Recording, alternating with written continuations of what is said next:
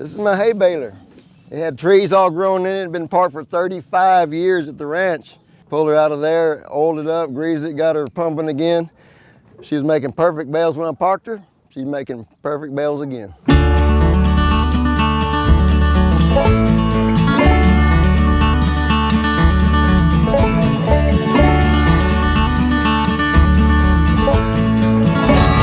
Let's go cut some hay so we can bale them.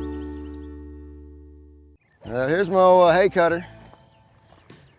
This is an old Ford 150 hay cutter from, I have no idea how old this one is. Found it at the ranch where I went to buy hay. My daddy used to buy hay from his daddy, and he used to use this to make his hay, and now I'm using it to make hay. This dry bar here, I made that out of a piece of an oak pallet. Like I cut that piece of wood to fit there. It's been working. I got another one in there that actually got from a tractor store, $25 you can buy one, but I had to make that one at that time. It's still working. Don't fix it if it ain't broke. Simple math. Move her over here to get ready to oil her up for the cut.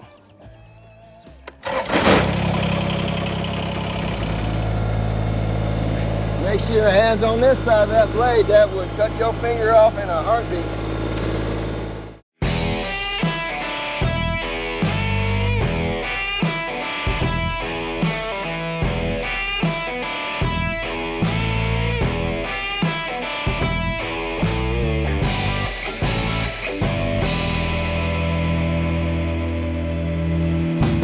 Let's get her all greased up here.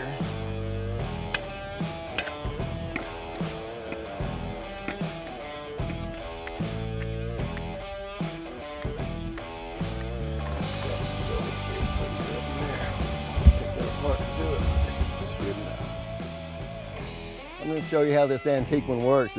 Most people want to put in their front yard as a decoration. It's out here working. And then I'll go get my new hay equipment.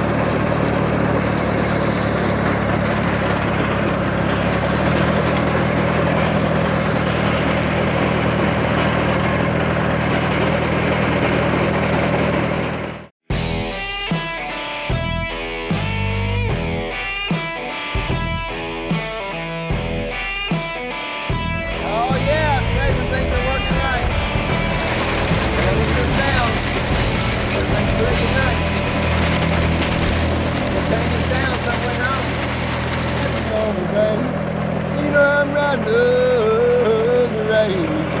I go riding on the rain. Quite out of range of my telephone, where I'll never ever turn the TV on. Ain't a single radio I own, 'cause where I am I must go on my own.